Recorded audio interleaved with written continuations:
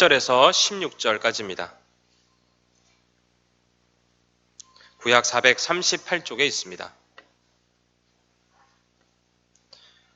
사무엘상 18장 1절에서 16절까지입니다.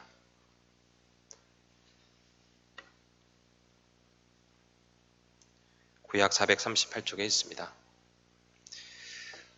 네, 교독하도록 하겠습니다. 제가 먼저 읽겠습니다. 다윗이 사울에게 말하기를 마침에 요나단의 마음이 다윗의 마음과 하나가 되어 요나단이 그를 자기 생명같이 사랑하니라.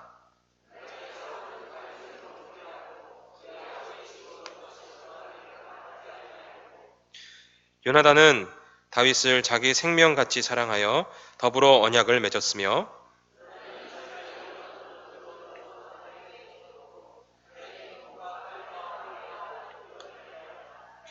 다윗은 사울이 보내는 곳마다 가서 지혜롭게 행하매 사울이 그를 군대의 장으로 삼았더니 온 백성이 합당히 여겼고 사울의 신하들도 합당히 여겼더라.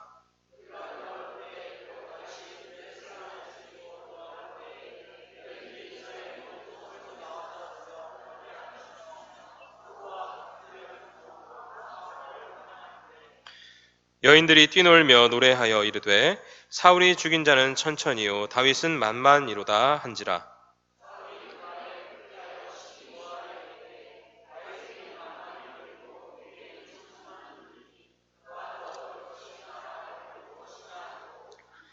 그날 후로 사울이 다윗을 주목하였더라.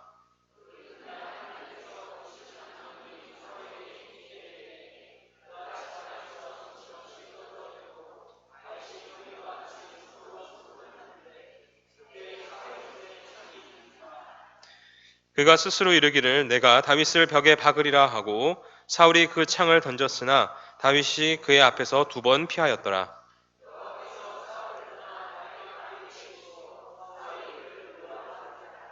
그러므로 사울이 그를 자기 곁에서 떠나게 하고 그를 천부장으로 삼음에 그가 백성 앞에 출입하며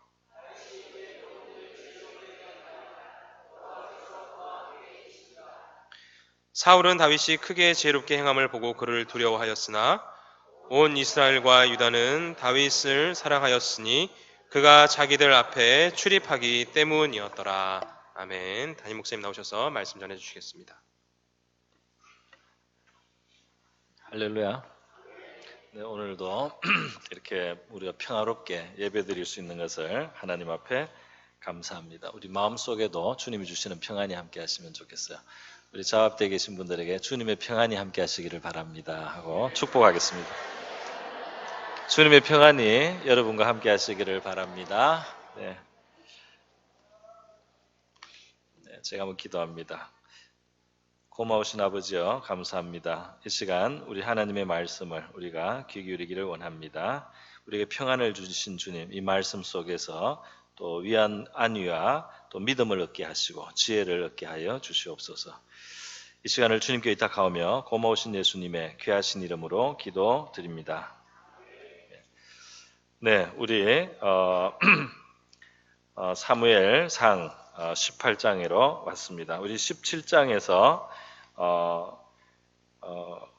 우리 다윗이 거인 골리앗 블레셋의 대장군을 쓰러뜨린 이야기가 나왔습니다. 그래서 아주 그냥 이스라엘에 큰 승리를 가져오고 아주 그냥 다윗이 다시 사울왕 앞에 또 서게 되는 그런 계기가 되었습니다. 굉장히 좋은 일들이 있습니다. 근데 오늘 18장에는 여러 가지 다양한 요소들이 나타나고 있는데요. 이것을 제가 좀 정리를 해서 약간 주제로 약간 묶어서 순서를 약간 왔다 갔다 하면서 말씀을 드리도록 하겠습니다. 오늘 이 사건은 굉장히 유명한 사건이죠. 이제 이 사울 왕이 다윗을 이제 머물게 하고 자기 옆에 머물게 했습니다. 그동안은 왔다 갔다 수금을 타기 위해서 때에 맞게 와서 왕을 섬기고 또 돌아가서 양을 치고 이렇게 하다가 지금은 이제 왕이 자기 옆에 두게 되었는데 왕의 아들 요나단이 요나단 왕자가 이 다윗을 참 너무 사랑하였다. 그래서 자기의 옷이나 자기의 어떤 용품 같은 것도 다윗에게 다 줄 만큼 정말 이 영어 단어에는 다윗과 요나단의 우정이라는 그런 표현이 있습니다. 그러니까 진짜 형제 같은 그 친구를 말하는 거죠. 네. 그런 이야기가 있고 또 한편으로 어떤 이야기가 있느냐면 이 전쟁에서 승리를 하고 큰 블레셋 대장군을 다윗이 죽였기 때문에 이제 사람들이 그게 이스라엘 백성들도 아주 그걸 기뻐하고요 축하하는데 그 나와서 춤추면서 환영하는 그 여인들이 노래를 좀 잘못 불렀습니다. 노래를 좀 잘못 불러 노래를 가사를 좀 잘못 정했어요. 그래서 사울이 왕이 죽인 것은 천천히고 다윗이 죽인 것은 만만이라는 뭐 맞을 수도 있지만 내용은 하여튼 잘못 부른 노래입니다. 이것 때문에 이제 다윗이 사울 왕은 불쾌하게 되고요. 그리고 이 다윗에 대해서 뭔가 이 시기심 같은 것이 이제 생기는 것을 볼 수 있습니다. 그 나중에는 이 악신이 왔을 때 사울이 다윗을 죽이려고까지 그래서 창을 그를 향해서 두 번이나 이제 던졌다 말이죠. 이런 사고가 일어나게 되고요. 그리고 계속 다윗을 이제 불편하게 여기는 겁니다. 그래서 약간 외지로 내보내는 겁니다. 궁정 안에 있게 안 하고 바깥에 나가서 천부장으로 삼았다. 한 1000명 정도 부하를 거느리는 그런 이제 장교가 된 것이죠. 그렇게 되고 다윗은 그 자기에게 주어진 그 상황에서 슬기롭게 지혜롭게 행해서 많은 사람들이 다윗을 사랑하였다 하는 그런 내용입니다. 오늘 여기서요 몇 가지 우리가 교훈을 한번 생각해 보면 좋겠어요. 찬양한 여자들에 대해서 이야기했는데요. 이것이 뭡니까? 이 찬양에는 몇 가지 문제가 있습니다. 몇 가지 문제가 있느냐면 두어 가지 문제가 있는데요. 첫 번째로는 이 전쟁의 승리를 하나님께로 좀 온전히 돌렸으면 아무 문제도 없고 또 더 온전한 찬양이 되었을 것 같아요. 그런데 이 다윗의 그 공로에 너무 초점을 맞춰가지고 다윗을 굉장히 높이는데 이게 들어갔습니다. 이 찬양이. 찬양은 원래 하나님께 하는 건데 이건 지금 그냥 노래가 된 거죠. 그냥 노래가 된 것입니다. 이 승리가 있고 나서 이제 노래하는 것은 자연스러운데 그 노래를 하나님을 향해서 할 건가 아니면 어떤 사람을 높이는 대로 할 거냐 이제 이 문제가 있게 되는 것입니다.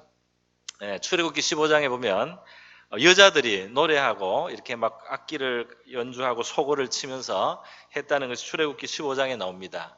그 상황은 홍해를 가르고 나서 건너고 홍해를 건너왔어요. 이 앞에는 홍해요, 뒤에는 애국 군대로서 이제 이스라엘 백성들이 꼼짝없이 죽게 됐다고 생각하는데 하나님의 기적이 일어나죠. 모세가 지팡이를 뻗어서 바다를 가리키게 하고 그리고 이 바람이 막 불고 또 하나님의 초자연적인 역사로 이 바다가 갈라졌습니다. 이스라엘은 무사히 건넜고요. 애국 군대는 따라오다가 애국 군대가 그 하나님의 능력을 봤으면 스탑을 해야 되는데 하나님의 능력이 초자연적인 능력이 나타나는데도 스탑을 안 했어요. 이게 이제 죽는 길입니다. 이게 하나님의 능력이 나타나는데도 애국 군대가 그 갈라진 물 사이로 들어와 가지고 이 이스라엘을 추격하겠다고 오는 거예요. 굉장히 생각이 잘못됐잖아요. 그 하나님이 그렇게 지금 나타나는데도 그게 그렇게 가서는 안 될 일이라는 판단이 안 서는가 봐요. 그냥 물이 갈라졌으니까 우리도 간다 이렇게 생각했는지 따라가다가 홍해가 이게 다시 모아지면서 이스라엘은 살고 애국 군대로 수장이 되고 말았습니다. 이때 이제 이스라엘을 봐서는 무사히 건너와서 너무 기쁘고 또 자기들을 끝까지 따라오던 애국 군대가 수장이 되니까 그 후환이 없어져서 너무 기뻐서요. 그 승리를 찬양할 때 정말 미리암, 모세의 누이 미리암과 여인들이 소고를 치고 탬버린 치고 찬양을 할 때 오직 이 승리가 하나님께 왔다고 그렇게 찬양을 했어요. 뭐 모세도 없고요. 다른 아무 사람이 없어요. 그래서 하나님께만 영광을 돌린 찬양이 나옵니다. 근데 오늘 물론 다윗이 뭐 나와서 이렇게 싸움을 한 거는 사실이지만 이걸 좀 더 그걸 그렇게 되게 하신 하나님께만 영광을 온전히 돌렸으면 무슨 탈이 났겠습니까? 사람에게 영광을 돌렸단 말이죠.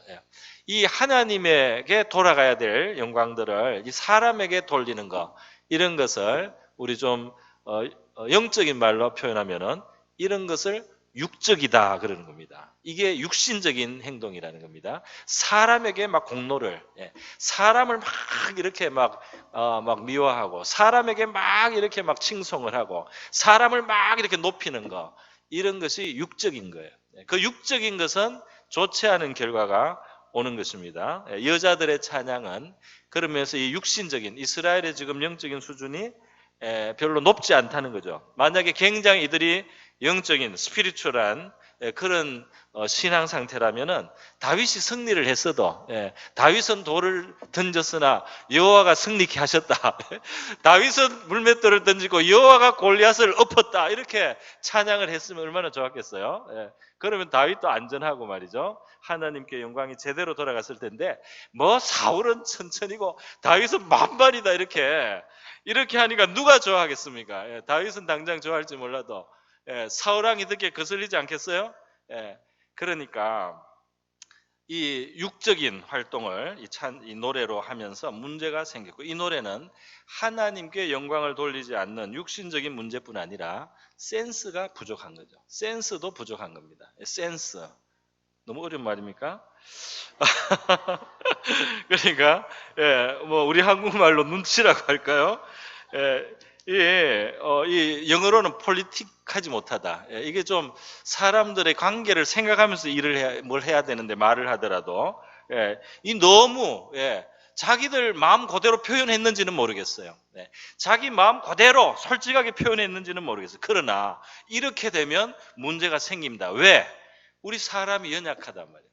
사람이 인간, 죄성을 가지고 있단 말이죠. 비교당하면 싫고, 남이 나보다 더 칭찬을 많이 받아도 왠지 기분이 그렇게 좋지 않아지는 우리 죄인된 우리 인간들이 살아가기 때문에, 이런 인간들이 살아가는 세상 속에서 우리가 다른 사람의 마음을 좀 헤아려서 다른 사람이 실족하지 않도록, 다른 사람의 마음에 시기심이 생기지 않도록, 다른 사람의 마음에 어떤 상처가 되지 않도록 말이죠. 다른 사람의 마음에 뭔가 좀 불편하지 않도록 이렇게 지혜롭게 좀 말을 하거나 처신을 해야 되는 것은 상식적인 거 아니겠습니까? 그런데 이 여자들이 그 센스가, 그 눈치가, 그런 좀 그 헤아리는 마음이 부족한 거예요. 그러니까 있는 그대로 다윗은 만만이요 사울은 천천히다, 이렇게 했다는 것입니다. 그러니까 사람들, 그 다윗, 사울 임금의 마음에 있는 그 자존심을 건드린 거예요. 그러니까 이게 센스가 없다는 게 뭐냐면 자존심을 건드리는 게 센스가 없는 거죠. 그 저나 여러분이나 그런 실수를 안 할 수 있기를 바랍니다. 생각 없이 말이 나와가지고 다른 사람의 자존심을 상하게 하거나 시기심을 부추기는 말을 해요. 그런데 이제 센스가 없으면 어떻게 되느냐면, 나는 솔직하게 말했다, 이걸 강조해요. 나는 사실을 말했다, 이걸 강조합니다. 그게 센스 없는 사람의 대표적인 변명이에요. 나는 내 말에는 거짓이 없다는 거예요. 근데 당신도 이제 거짓이 없는 말을 당신에 대해서 들어보면 얼마나 괴로운지, 자존심이 상하고 마음의 시기가 생길 수 있는 그 입장이 한번 바뀌어 보면 이제 아는 거죠. 그래서요, 이게 이제 이런 것이 다 우리의 교훈을 위한 성경의 말씀입니다. 좀 이 센스를 가지자 말이죠. 우리가 예수 믿으니까 믿음이 중요하죠. 믿음이 중요하고, 또 정직한 것도 중요하고, 진실을 말하는 것도 중요합니다. 그러나 상식이 없어도 되겠습니까? 그리고 센스가 없어도 되겠습니까? 다른 사람의 마음은 안 헤아려도 되겠습니까? 그러면 안 되는 거죠. 그러면 문제를 일으키고 다른 사람을 결국은 해치는 결과를 가져온단 말이에요. 아무도 아멘을 안 하셔요. 아무도 아멘. 지금 뭔가 반성하고 계십니까? 정말 저도 반성할 게 많기 때문에 말씀을 합니다. 자, 그래서요, 우리 그런 상식도 성경에서 때로는 배워야 할 상황이 있어요. 우리의 말이 덕을 세워주고, 이왕이면 다 격려해주는 그런 말이 될 수 있기를 바랍니다. 은혜를 끼치고 하나님께 영광을 돌리는 말이 될 수 있기를 바랍니다. 한 사람을 막 칭찬하는 것 같은데 다른 사람을 은근히 까고 있는 거예요. 이런 말 많습니다. 막 칭찬하는데 사실은 이 사람을 비난하는 거예요. 자기도 잘 몰라요. 근데 안에서 그게 작동을 하는 겁니다. 우리가 그러한 어리석은 말을 하지 않기를 우리 축복합니다. 축원합니다. 네. 또 뭐 저도 그렇고요. 네. 자, 두 번째로 우리 인간의 또 미약하고 어리석은 모습이 또 보이는 게 있는데, 그게 이제 바로 사울 왕 자신이라고 하겠습니다. 사울 왕이 정말 위대한 왕이 되려고 했었으면 이 찬양을 귀로 이제 흘려들어야 되는 거죠. 이 여자들이 정말 센스는 없구나. 그런데 사실은 사실이다. 나보다 다윗이 이 전쟁에서 더 큰 공을 세웠다. 사실이지.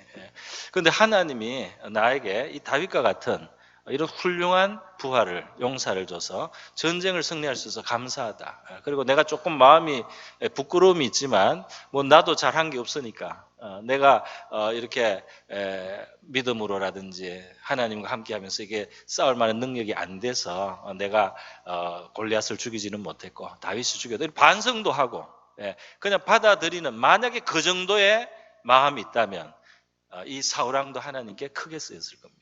할렐루야. 그 정도의 마음이 되는 거예요. 저 사람들이 무지해서 저런 말을 하지. 내가 저런 말에 너무 상처를 받고 저런 말을 내 마음에 너무 두는 것은 내가 잘하는 게 아니야. 그러니까 그냥 이거 흘려가자. 하여튼 감사하다. 전쟁에서 이겼다. 이렇게 했으면 얼마나 좋았겠습니까? 많은 사울 왕은 그 마음에 꼭 이제 박히는 거예요. 그걸 꼭 이렇게 생각하고 시간 날 때마다 그거를 말씀을 묵상 안 하고 그 여자들의 노래를, 철없는 노래를 계속 묵상합니다. 여러분 좋은 것을 묵상하시기를 바랍니다. 다른 사람이 흉본 거, 욕한 거, 버릇없이 말한 거, 철없이 말한 거, 이런 것을 묵상하지 마세요. 아유 정말 밤새도록 엉뚱하게 묵상해가지고 말이죠. 나중에 다음날 전쟁을 일으키는 사람들이 있습니다. 그렇게 하지 마시고, 어리석은 말, 미련한 말은 그냥 떠내려 보내시고, 사람들이 입에 실수 많이 하지 않습니까? 나도 입에서 말이 실수가 나오지 않습니까? 다른 사람 말한 거는 진리입니까? 왜 그렇게 묵상을 합니까? 철없이 했을 수도 있고 나중에 마음이 바뀔 수도 있고 나중에 스스로 반성할 수도 있는 말을 던졌는데 그게 내한테 좀 고통을 줬는데 왜 그렇게 부정적인 것을 꽉 붙잡고 말이죠. 며칠씩 우려가지고 그렇게 고통을 키워가지고 나중에 마저 이 해를 입느냐 말이에요. 또 해를 끼치고요. 자, 그래서요 사울왕은 이 너무 주목하지 않아야 될 것을 주목했습니다. 이것도 이제 사울이 육적이 된 거죠. 육신적인 상태로 자기에게 고통이 되고 나중에 이제 다윗에게 고통을 가하는 사람이 됩니다. 이러니까 바로 이런 세계 속에 우리가 살아갑니다. 우리 자신은 이렇게 되지 않도록 해야 되겠지만 우리 같이 살아가는 이 세상 사람들이 이런 죄성을 가진 연약한 존재라는 사실을 우리가 전제를 하고 그것을 전제를 하고 살아가는 것이 지혜로운 줄 믿습니다. 그러니까 작은 일에도 마음 상하고 자존심 상할 수 있고 또 그것 때문에 이성을 잃을 수도 있고 그리고 남 칭찬하면 시기심이 일어날 수도 있는 이러한 관계들 속에 우리가 살아가고 있다는 사실을 우리가 알고요. 좀 지혜롭게 그 입장을 생각해 가면서 우리가 그렇게 지혜롭게 처신하고 말할 수 있어야 되겠습니다. 자, 여러분, 그렇기 때문에 만약에 이런 그 사울이 말이죠. 지금 이렇게 미워하게 됐는데 앞장에 보면은 이 사울 왕이 사실은 이 다윗을 굉장히 기뻐했어요. 다윗을 기뻐하고 다윗을 인해서 사울이 아주 그 만족하게 여기고 사랑했다는 표현까지 나오고 있습니다. 사랑할 이 다윗 그 보면은 이 다윗을 정말 사랑할 만하죠. 그랬는데 지금 마음이 바뀌어서 시기하게 되고 미워하게 되고 나중엔 죽이고 싶은 마음이 드는 겁니다. 이렇게 사람의 마음이 바뀐단 말이에요. 사람의 마음이 이렇게 왔다가 갔다가 뭐 여자만 갈 때가 아니고 왕도 갈 때면 땀보다 머리 하나 더 큰 사람이 말이죠. 몸이나 작습니까? 거구입니다. 그런데도 마음이 이렇게 사랑하다가 미워하는 대로 이렇게 왔단 말이에요. 그래서 성경은 말하지 않습니까? 육신을, 사람을, 인생을, 혈육을, 사람을 의지하지 마라. 그것으로 너의 이 기초를 삼지 마라 말이죠. 무릇 사람을 믿으며 육신으로 그의 힘을 삼고 마음이 여호와에게서 떠난 그 사람은 저주를 받을 것이라. 이 혈육으로 권세를 삼지 말라 말이죠. 그렇게 성경은 우리에게 조언을 하고 또 말씀을 해주고 있습니다. 사람의 세계는 이런 것이라면요. 하나님은 어떻습니까? 오늘 하나님의 모습을 하나 몇 가지 우리가 보겠습니다. 첫 번째로 우리가 보는 것은 이 요나단의 관련해서 하나님에 대해서 우리가 생각해봐요. 여기 하나님이란 말은 없지만 참 희한한 이제 일이 일어나는 거죠. 뭐냐면 앞으로 이 사울왕은 다윗을 죽이러 쫓아다니는 사람이 되는 거죠. 그 왕의 권세와 그 무력을 가지고 이제 시기하게 된 다윗을 죽이러 쫓아다니게 되는데 그 사울왕의 아들 요나단이 말이죠.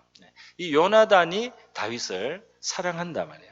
굉장히 사랑해요. 자기처럼 자기 자신처럼 그 사랑의 표현이 막 주는 겁니다. 안 아까워요. 아무리 줘도 안 아까워. 그 당시에 칼이 얼마나 귀한가요? 활도 귀하고 왕자의 옷이 얼마나 좋은 옷입니까? 다 줘도 안 아까워요. 그렇게 마음이 완전히 연결이 되는 아주 최고의 친구가 되어버렸습니다. 이런 것 속에 하나님의 손길이 있다 이 말입니다. 할렐루야. 우리가 하나님이 우리를 어려운 시간을 허락하셔서 우리를 연단하시거나 우리에게 어떤 고통을 통과하거나 이렇게 하는 가운데 하나님의 위로가 때로는 이 사람들 통해서 또 오기도 하죠. 그래서 그럴 수 없는 상황에서 하나님이 우리에게 사람의 호의를 받게 하셔서 우리에게 위로를 주시기도 하고 또 우리를 위험에서 벗어나게도 해주시고 이렇게 하나님의 손이 오묘하게 역사를 한다 이 말입니다.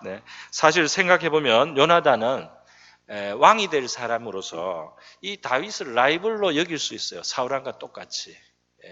이제 아버지 이어서 자기가 나중에 왕이 될 수 있는데 여기 지금 출중한 사람이 나타나서 백성들의 인기가 이 사람에게로 향한단 말이죠. 그러면은 이 만약에 요나단의 마음이 아버지 같은 마음, 사울왕과 같은 마음이면 이 다윗을 마찬가지로 경계하고 어떤 견제하려고 하고 이럴 수도 있지 않겠습니까? 그런데 그런 게 없어요. 완전히 정말 아주 순수하게 뭐 네가 왕 되면 좋겠다 이 정도예요. 그 왕자의 칼을 막 줍니다. 나는 네가 이 나라의 왕이 돼도 기뻐. 이런 마음을 가지고 이 아들이 다윗을 대한다 이 말이에요.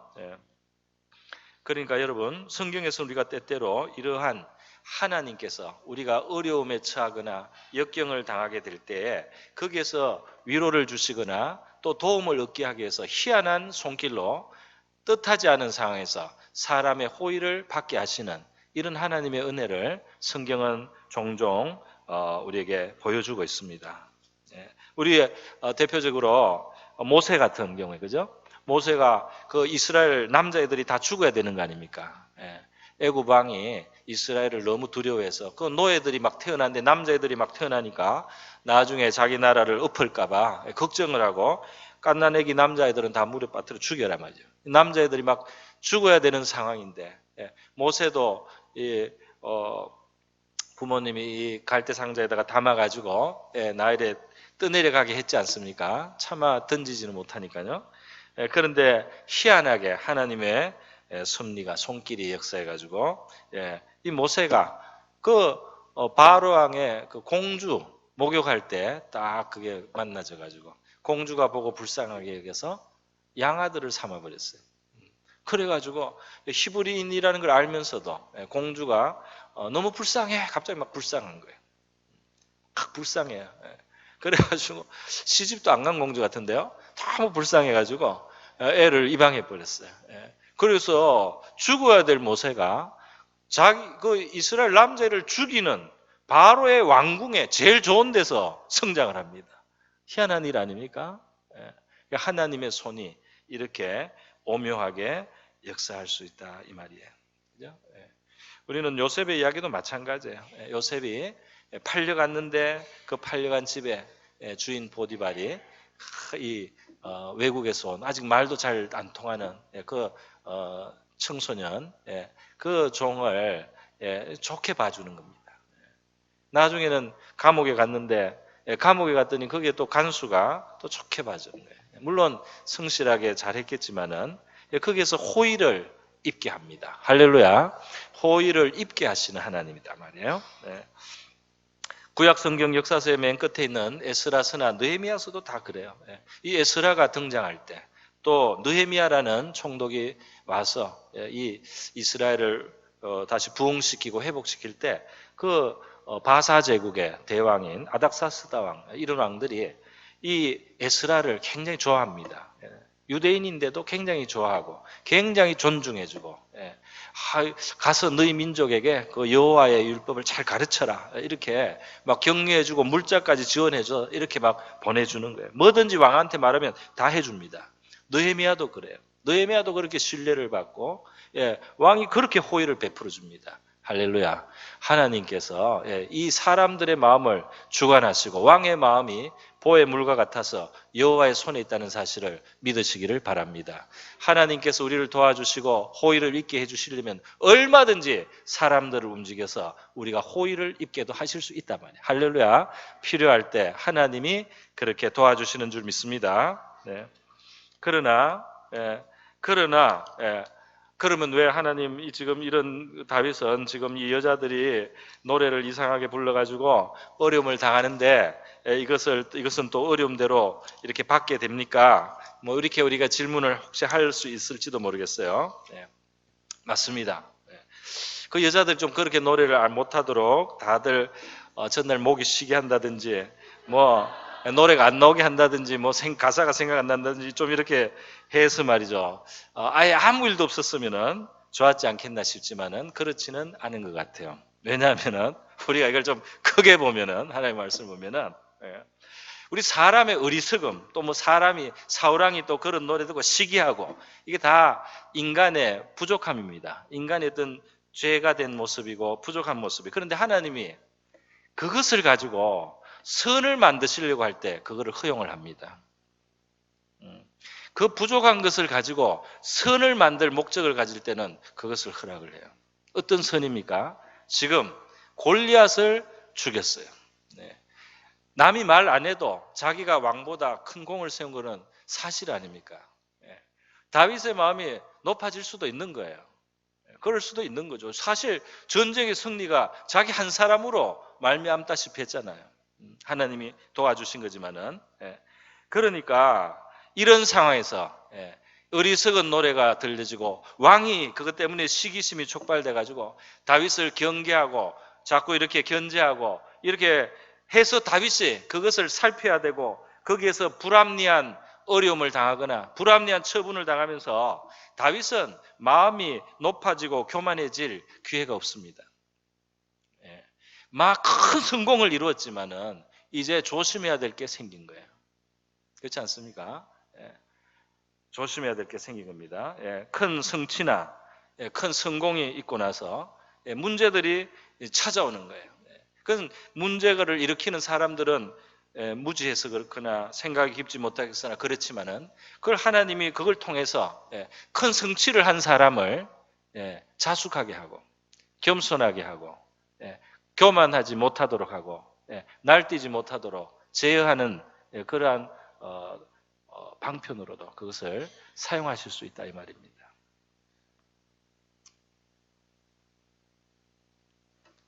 이해가 되실 줄 믿습니다. 아무도 아멘을 안 하지만 이해가 그래도 되리라고 믿습니다. 그죠? 그래서 우리가 뭘 잘했어요. 잘했는데 잘하면 다 칭찬만 합니까? 뭐가 잘 되면 다 칭찬만 할까요? 누군가는 그것 때문에 기분이 안 좋아요. 왜 그런지 죄인인 거죠.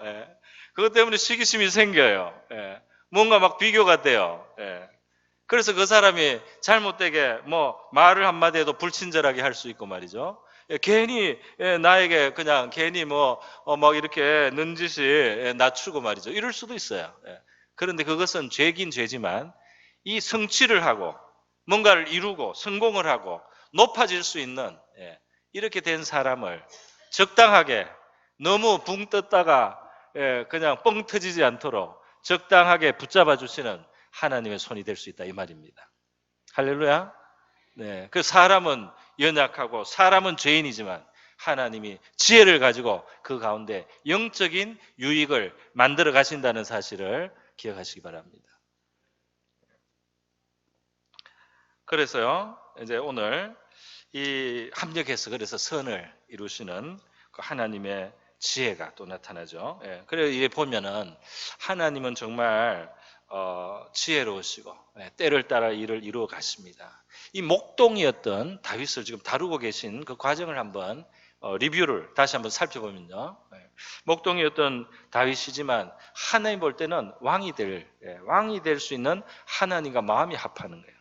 그 마음의 순수함이라든지 하나님을 향한 열정이라든지 믿음이라든지 하나님이 정말 왕을 세울 만한 그렇게 하나님이 보시는 거예요. 그래서 그 목동이었던 다윗에게 기름을 부었습니다. 그런데 그 목동이 어떻게 왕이 될 수 있습니까? 그 집에서도 그냥 막내로 있는 그 양치고 형들의 손님 맞이할 동안 양 보고 있는 그 동생이 막내가 어떻게 왕이 될 수 있겠어요? 과정이 있어야죠. 그 양치기 목동이 어떻게 한순간에 왕이 돼서 나라를 다스리겠습니까? 하나님이 뜻하셔서. 과정이 있어야 되는 거예요. 그 과정을 하나님이 하나하나 이끌어 가시는 거예요. 그래서 그 목동이 처음에는 왕궁으로 오는 그 계기가 생기지 않습니까? 다윗이 뭐 의도한 게 아니에요.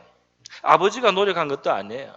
그냥 그 왕이 하나님 앞에 너무 반역하다가 악신이 걸렸는데 악신에 잡혀서 괴로우니까 그 신하들이 보고 이걸 어떻게 좀 왕을 치료할까? 어떻게 이 고통을 벗어나게 할까? 그 중에 누가 신령한 찬양 음악을 들으면 회복될 수 있는 것 같은데 그런 사람이 누가 있지? 또 이야기를 하다 보니까 다윗이 그 목동이 베들레헴에 굉장히 영감 있는 찬양하는 목동이 있다. 걔를 한번 데려와 보자. 또 왕도 그걸 듣고 그래? 그러면 한번 해봐. 이렇게 되는 이 모든 과정이 말이죠. 하나님의 보이지 않는 손길이다 이 말입니다. 할렐루야. 그래서 그 들판에서 양치던 아이가 말이죠. 왕궁에 드디어 들어왔습니다. 왕 앞에 섰습니다. 왕 주변에 어떤 일이 일어나는지를 보고 배우기 시작하는 겁니다. 놀라운 일 아닙니까? 하나님이 만드신 일이에요. 하나님이 진짜 옷깃도 보이지 않지만은 이 오묘한 일들이 이루어지는 거예요. 그러다가 지금 왔다 갔다 하면서 그렇게 왕을 숨기다가 이제는 전쟁터에서 전쟁할 때 형들을 위문 갔다가 골리앗과 싸우지 않습니까? 이것도 또 우연히 그때 마침 다윗이 마침 그 심부름 갔을 때 골리앗이 이스라엘을 완전히 모독하는 40일이 꽉 찬 바로 그 시점에 그때 이제 두 사람이 싸우게 된 거죠. 다윗이 이제 나서게 된 거죠. 그래서 골리앗을 꺾고 이기니까 이제는 왕이 옆에 두게 된 것입니다. 사실은 저 골리앗을 죽인 자는 왕의 딸하고 결혼시켜준다. 왕의 사위 삼는다는 약속이 이미 있어요 앞에. 그러니까 약속도 지켜야 돼 사실은. 그래서 왕궁에 이제 머물러 있게 되는 겁니다. 그런데 지금 시기를 더 자꾸 받으니까 이제 왕궁에서 약간 나가서 부대에 가서 1000명의 부하를 거느린 지휘관 생활을 하게 하는 겁니다. 할렐루야. 이게 말이죠. 몇 단계가 지금 왔죠? 몇 단계가 이렇게 그 이제 뭐 영어로 말하면 스테이지가 바뀌고 이 단계가 바뀌면서 하나님이 조금씩 이 다윗을 왕으로 만들어가고 계신 줄 믿습니다. 그 하나님의 이게 어떻게 이 목동이 말이지 이 양치기 집에 이게 제일 막내 아들이 언제 왕이 됐냐 말이야. 그런데 다윗이 스스로 왕 되려고 한 게 아니지 않습니까? 아버지가 자기 아들 기름 부음 받았다고 왕 시키려고 로비하고 다녔습니까? 어때 왕 만드는 학교에 보내서 가해를 시켰습니까? 무슨 정치인들을 만나가지고 뭘 했습니까? 하나님의 손이 다윗을 왕궁으로 왕의 자리로 그것도 충분히 준비하고 훈련하는 시간을 주시고 있습니다. 할렐루야. 하나님의 손길이 그렇게 있다는 거예요. 그러니까 이러한 이러한 하나님을 우리의 삶 속에 그 손길이 있기 때문에 우리는 이 하나님이 우리의 삶을 그 예수 그리스도 안에서 우리를 축복하시고요. 선한 일을 위해서 우리가 지음을 받은 자고 왕 같은 제사장이고 우리가 정말 예수님을 진지하게 믿는다면 하나님의 손길이 우리의 삶 속에 함께 하시는 줄 믿습니다. 우리를 쓰실 일을 위해서 우리를 만들어 가시고 우리를 사용해 주실 텐데요. 그렇기 때문에 성경은 뭐라고 하느냐? 무슨 일을 만나든지 그 일에 최선을 다하라고 합니다. 할렐루야. 그 일을 하는 동안에 그 일에서도 우리 하나님을 섬기고 충성하지만 그 일은 그 다음에 하나님께서 내 삶을 이끌어 가시는 데 있어서 중요한 기초가 되고 준비가 되고 훈련이 되는 줄 믿습니다. 그래서 이게 사람이 왜 이렇게 나한테 이렇게 짐을 지우나 말이지 이렇게만 생각을 하고 농땡이 하고 이렇게 하다 보면은 그래도 하나님이 주신 그 좋은 기회를 우리가 허송할 수 있다는 거죠. 손에 주어지는 무슨 일이든지 최선을 다하라는 이 말씀은 구약 전도서 9장에도 나오고요. 또 골로새서 3장에도 나옵니다. 무슨 일을 하든지 마음을 다해서 주께 하듯이 하고 사람에게 하듯 하지 말라는 거죠.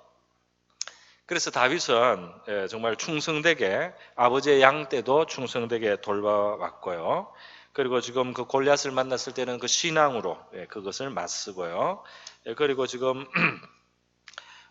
이 궁전에 들어와서 지낼 때 이제 그가 지혜롭게 행했다라는 말씀을 우리 성경에서 많이 볼 수 있습니다. 5절에도 보면 다윗은 사울이 보내는 곳마다 가서 지혜롭게 행하였다. 그렇게 되어 있지 않습니까? 또 14절에도 다윗이 그의 모든 일을 지혜롭게 행하니라. 여호와께서 그와 함께 계시니라.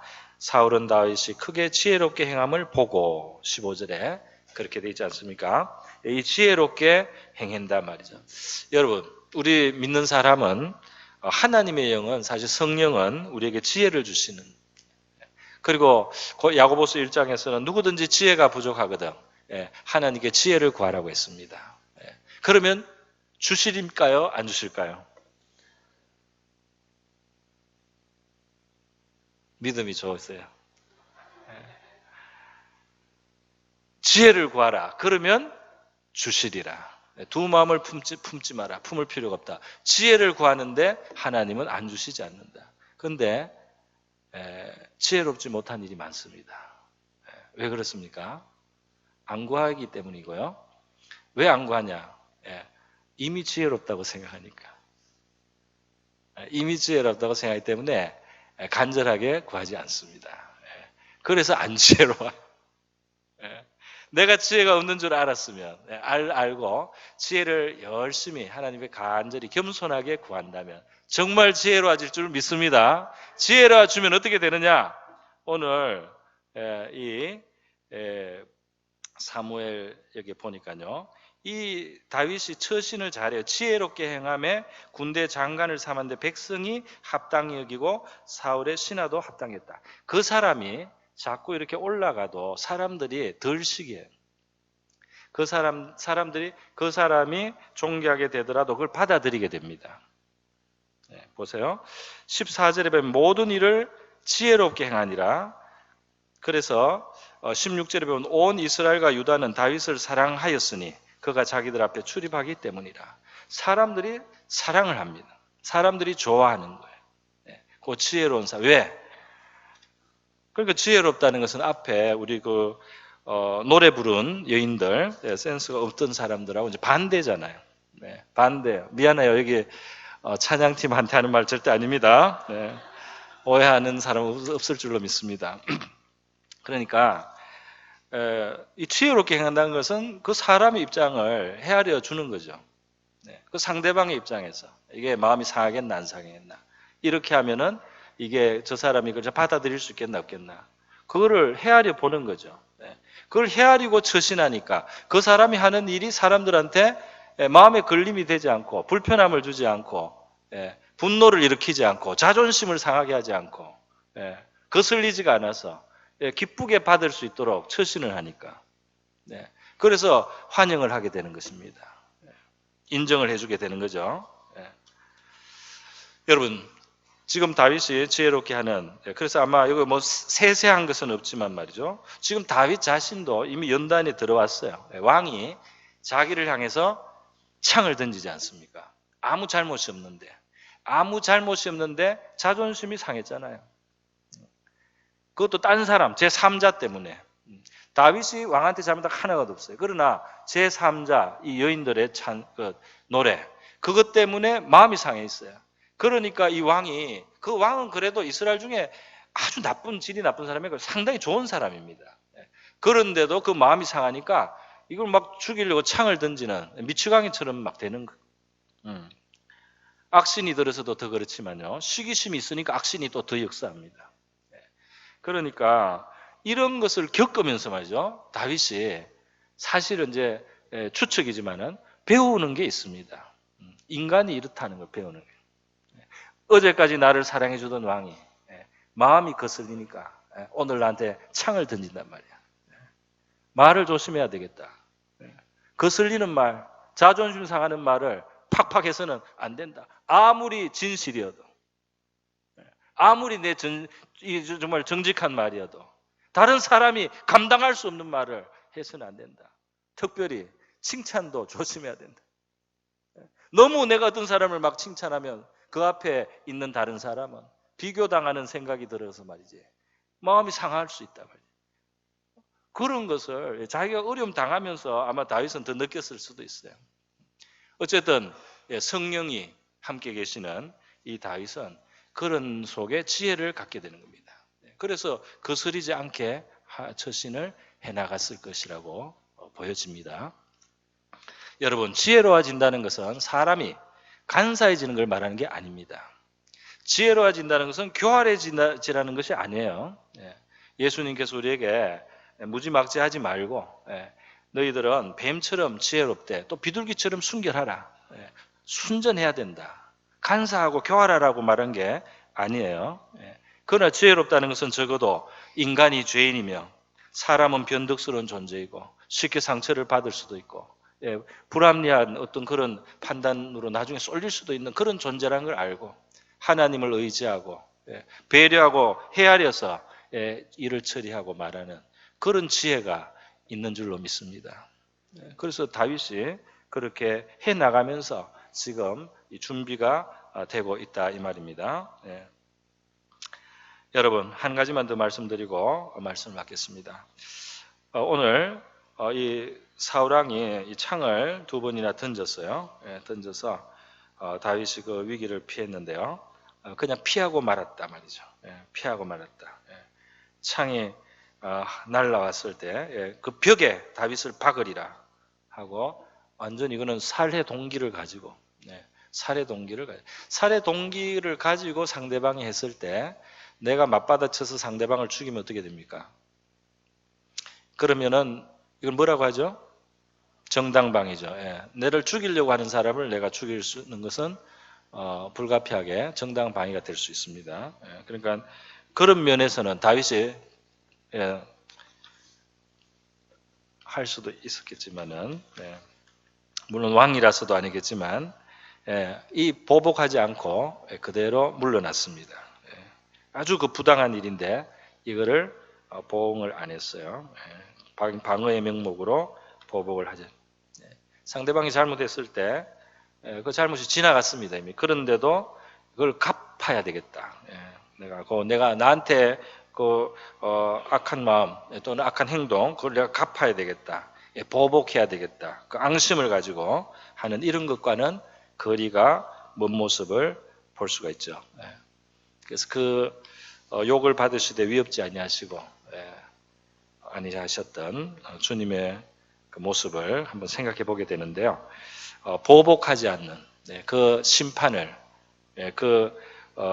내 대적의 그 잘못을 하나님이 심판하실 것을 맡기고 나의 도리를 벗어나지 않는 이 다윗의 모습을 우리가 볼 수 있는 줄 믿습니다. 이것이 우리에게 또 좋은 교훈이 될 줄 믿습니다. 성경의 모든 교훈은 바로 우리를 위하여 기록되었다고 했습니다. 우리의 교훈을 위해서, 우리의 유익을 위해서 이 모든 일들이 그래서 하나님에 대한 진실들이 많은 사건들 속에 드러납니다. 오늘 보는 것처럼 하나님의 손길이 오묘한 손길. 그래서 우리도 우리의 삶 속에 하나님의 손길을 이제 볼 수 있는 눈이 조금 더 생기는 거죠.